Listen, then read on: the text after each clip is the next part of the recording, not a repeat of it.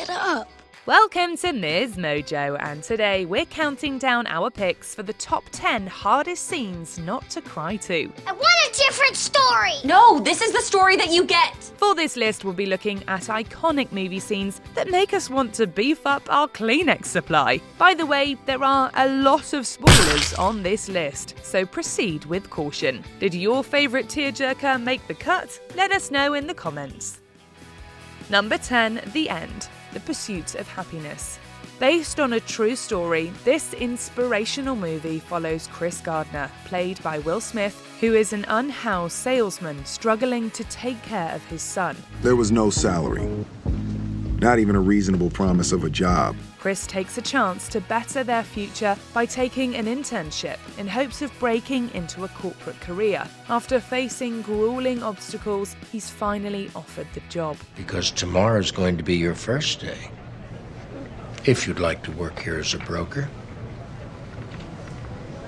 Would you like that, Chris? Yes, sir. Good.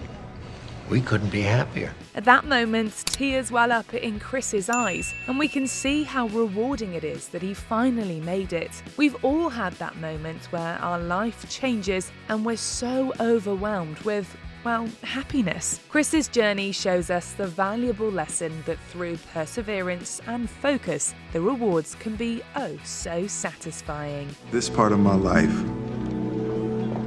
this little part, is called happiness. Number 9, I Dreamed a Dream, Les Miserables. Set during 1800s France up until the Second French Revolution, this film adaptation of the musical is rife with heart-wrenching show tunes about the realities of poverty. After losing her factory job, Fantine, played by Anne Hathaway, mourns the loss of a happier past and wonders where her life went wrong. As she was recorded live on set, Hathaway was able to convey a true sense of helplessness. I dreamed a dream in time gone by, when hope was high and life worth living. The song didn't sound as polished as those in other movie musicals, but that made her character authentic. As Fantine progresses, we can feel her desperation as she starts to hyperventilate and her voice shakes. I had a dream my life would be so different from this hell I'm living. If you were moved to tears, you aren't the only one. Hathaway went on to win an Oscar for her haunting performance in the film. No, life has killed the dream. Number 8, Jenny's Grave, Forrest Gump. After crossing paths with notable figures such as JFK and Elvis Presley, Forrest, played by Tom Hanks, finally marries his childhood friend Jenny. Jenny succumbs to an unknown virus, and we spend some of the film's last moments with Forrest at Jenny's grave, which is a singular plot in a large grassy field. Mama always said dying was a part of life. I sure wish it was. After all the incredible moments of circumstance in which Forrest has found himself, there's a beautiful simplicity in what Forrest has always wanted: purpose. Every night we read a book. You're so smart, Jenny. You'd be so proud of him. I am. During his monologue, we're shown tableaus of Forrest and their son, Forrest Jr., as they bond over fishing, reading, and yes, even ping pong. This scene is tragically bittersweet, as we can feel how proud Forrest is of the life he's built, but also how much he misses his wife. I miss you, Jenny.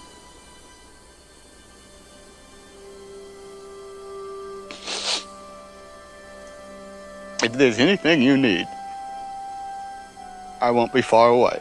Number 7, Jojo Finds the Shoes, Jojo Rabbit. This irreverent, dramatic comedy is guaranteed to make you laugh, cry, and laugh again in a matter of seconds. Prepare to leave the house. Is it dangerous? Extremely.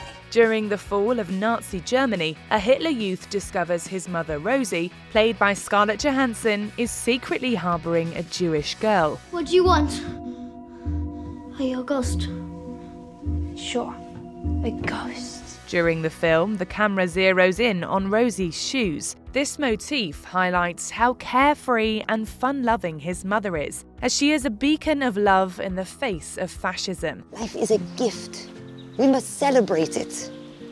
We have to dance to show God we are grateful to be alive.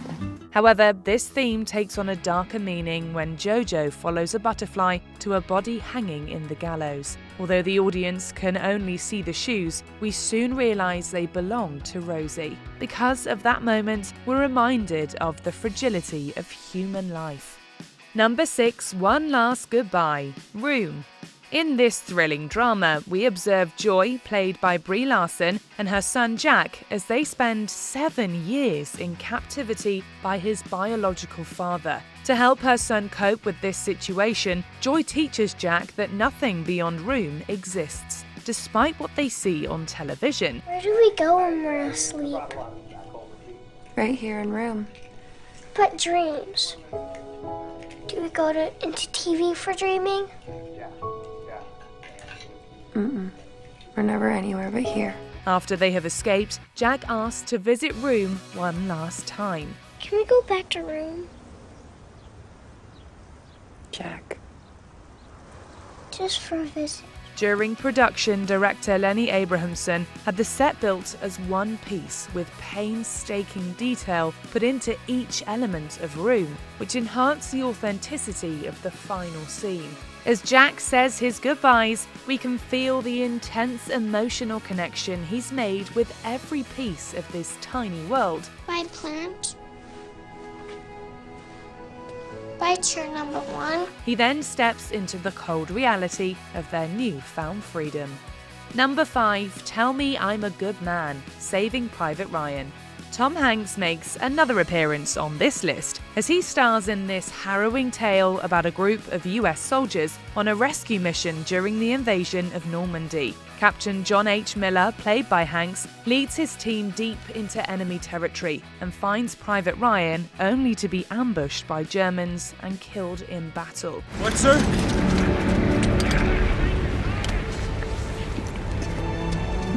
James. Earn this. In the present day, Ryan visits Miller's grave and tells the fallen captain that he hopes he earned his life. I've tried to live my life the best I could. I hope that was enough. I hope that at least in your eyes, I've earned what all of you have done for me. Ryan's monologue is an agonizing eulogy, touching on what was given up to save his life. Tell me I have led a good life. What? Tell me I'm a good man.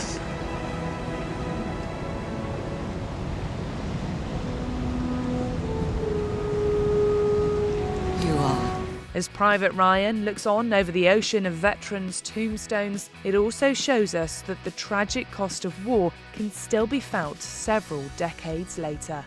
Number 4, Playing Catch, Field of Dreams. That memorable quote originates in this movie and gives our main character Ray, played by Kevin Costner, the inspiration to construct a baseball field on his farm. After building the field, Ray is visited by ghosts of baseball players who play on the field to recapture their glory days. I think it means that if I build a baseball field out there, that shoeless Joe Jackson will get to come back and play ball again. In the final scene, we see Ray's faith is rewarded when he learns that his father is one of those players. The audience gets to relive vicariously through Ray as he lives out this impossible moment of reconnecting with his late father and makes amends. Hey, Dad? You want to have a catch? This poignant ending confirms how beloved baseball can be as they engage in the time-honoured tradition of playing catch as father and son. Number 3, Thomas J's Funeral, My Girl. As we explore the darker side of growing up, our main character Vader develops an unlikely friendship with Thomas J. He is not my boyfriend. I bet you kissed him on the lips. Do you think I kissed that ugly old thing? Although she's not the kindest to him, they bond over their mutual quirks. Vader's a hypochondriac, and Thomas J's allergic to everything. Well, what is it? I can handle it. You are perfectly healthy. One day, Thomas J falls victim to a bee attack while looking for Vader's missing ring and succumbs to his allergic reaction. Vader's response to seeing Thomas J's body at his funeral is not only heartbreaking, but it's also surprising considering her obsession with death. This raw display of grief is amplified because we're experiencing this scene through the eyes of an 11-year-old girl. I want to go tree climbing, Thomas J. His face hurts. And where is his glasses? When she asks where his glasses are, it's a detail that seems unimportant. However, it highlights how much Vader actually cares about her best friend. Number 2, opening montage, Up. This instant classic gives us the entire lifetime of a marriage within the first 10 minutes of the movie. As a young boy, our protagonist Carl meets a spunky girl named Ellie, and they connect over their shared interest in exploration. You and me, we're in a club now. In snapshots, we see this relationship evolve into a happy marriage, only to find out that Ellie has suffered a miscarriage. What makes this montage particularly brutal is that there's no dialogue, which focuses us to further imagine what the characters are going through.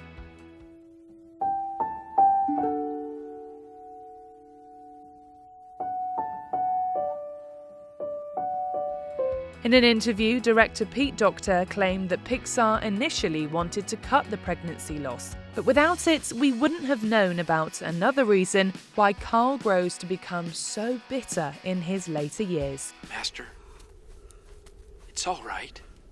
I am not your master! Before you put all those tissues away, let's take a look at some honourable mentions. Andy offers up his toys, Toy Story 3. Bonnie sure is one lucky kid.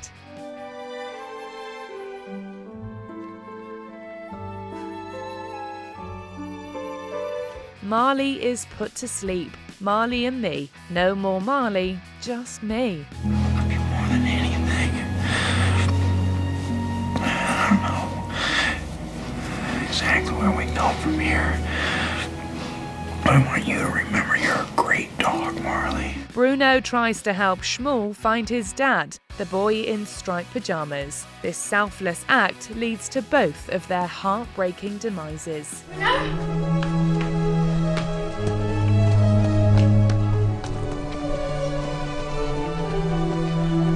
Come on. Before we continue, be sure to subscribe to our channel and ring the bell to get notified about our latest videos. You have the option to be notified for occasional videos or all of them. If you're on your phone, make sure you go into your settings and switch on notifications. Number 1, Jack's death. Titanic. Listen to me. I've got you. I won't let go.